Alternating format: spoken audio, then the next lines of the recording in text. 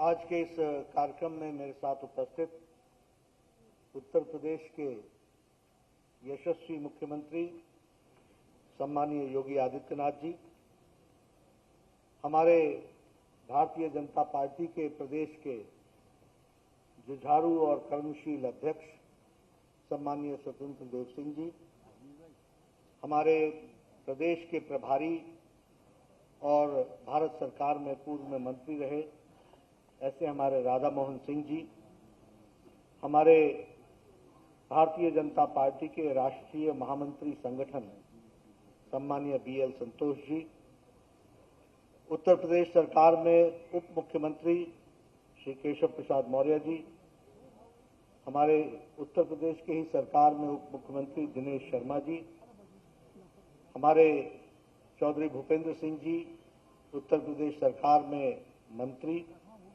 और हमारे साथ आए राम भाई मोकरिया जी राज्यसभा के सदस्य, सम्मानित मंच, और यहाँ हमारे जिला पंचायत के अध्यक्षगण, ब्लॉक प्रमुख, हमारे सभी वरिष्ठ पदाधिकारी और कार्यकर्ता बंधु, और मीडिया के मेरे साथी, प्रिंट मीडिया और इलेक्ट्रॉनिक मीडिया के मेरे साथी।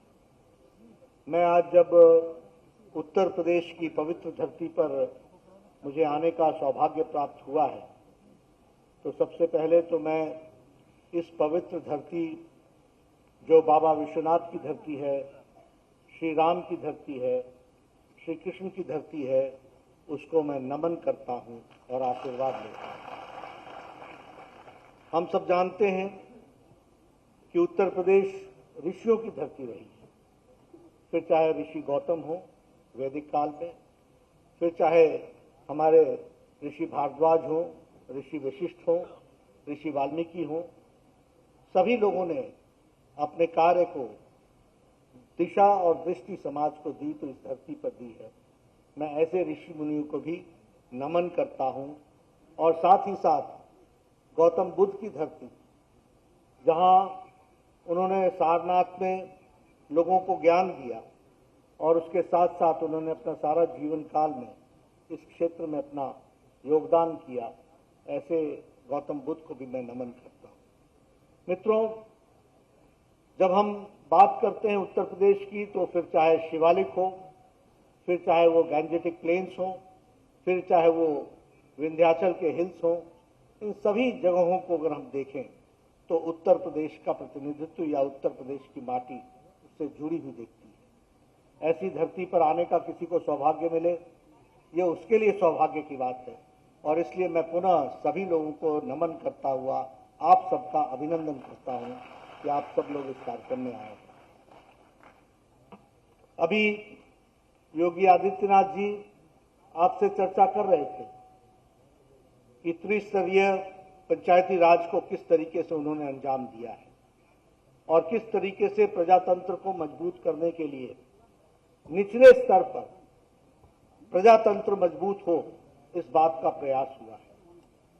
मित्रों, ये खूबसूरती हमको सिर्फ भारत में देखने को मिलती है, और जब मैं भारत की बात करता हूं तो आपको जानकर के आश्चर्य तो नहीं होगा, लेकिन खुशी जरूर होगी कि अगर बड़े देशों में देखा जाए तो उत्तर प्रदेश अकेला ही चौथा और पांचवा स्थान ले लेता है। अगर देशों में देखा जाए, ऐसे उत्तर प्रदेश के आप चुने हुए ग्रास रूट लेवल के जो वर्कर्स हैं, यानी कितनी बड़ी संख्या में और कितनी बड़ी तादाद में हम प्रजातंत्र को मजबूती प्रदान कर रहे हैं, इसका हमको एहसास होना चाहिए। ऐसा जैसा भी बताया गया कि 75 ब्लॉक जिला परिषद में आपने 67 आपने जीत हासिल की है।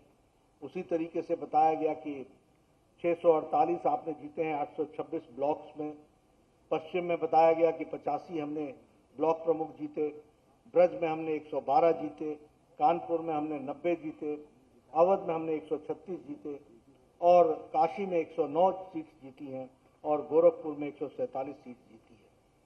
यह जो चुनाव के नतीजे भी हैं और जो आप सब लोग बैठे हैं, इसको हम प्रजातंत्र के दृष्टि से अगर देखें तो ये प्रथम चरण है जहां पर प्रजातंत्र सबसे ज्यादा मजबूती के साथ हमको देखने को मिलता है।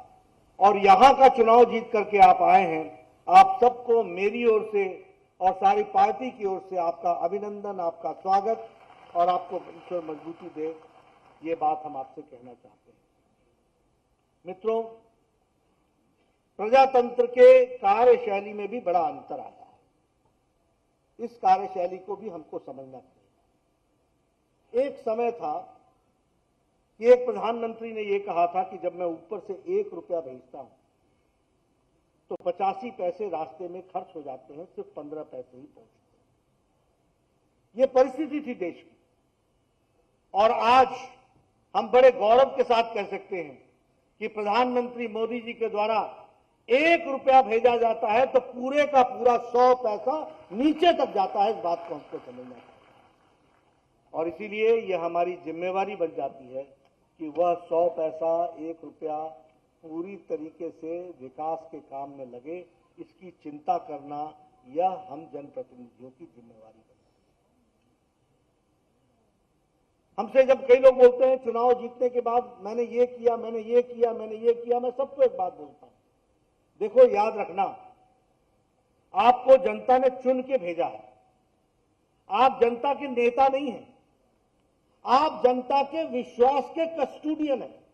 उसको विश्वास को संभाल के रखना ये आपकी जिम्मेवारी है, इसको हमको समझना चाहिए और उसकी विश्वास को हम कैसे संभाल कर रख सकें, इसकी हमको चिंता करनी चाहिए। मित्रों, मैं दूसरी बात भी कहना चाहता हूं। आप सब लोग अंतिम क्षेत्र के बिल्कुल जिसको कहते हैं कि प्रजातंत्र को नीचे तक समझने वाले लोग।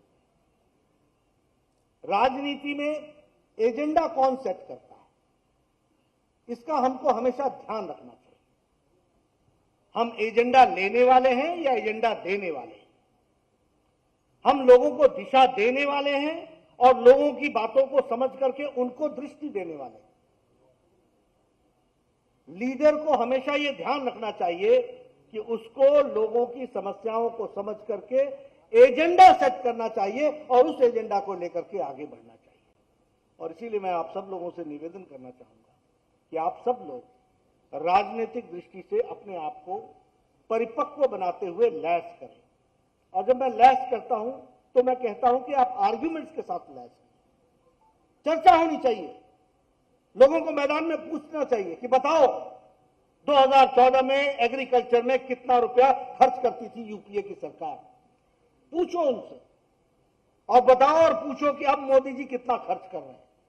आपको जान करके खुशी होगी कि 2014 से पहले जितना एग्रीकल्चर पर खर्च होता था उससे दुगना आज भारत सरकार खर्च कर रही है। इस बात को हमको समझना चाहिए। उस समय 1.21 लाख करोड़ खर्च होता था, आज 2.11 लाख करोड़ खर्च हो रहा है। इस बात को हमको समझना चाहिए।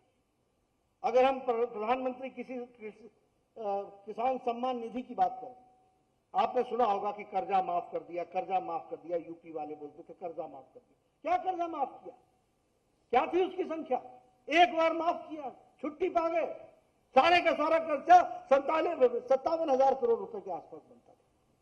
और प्रधानमंत्री मोदी जी ने 10 करोड़ किसानों को 2,000 रुपए के हिसाब से 3 किस्तों में देने का जो निर्णय किया है, प्रधानमंत्री किसान सम्मान निधि में अभी तक 1.36 लाख करोड़ रुपए भारत के 10 करोड़ किसानों को दे दिया।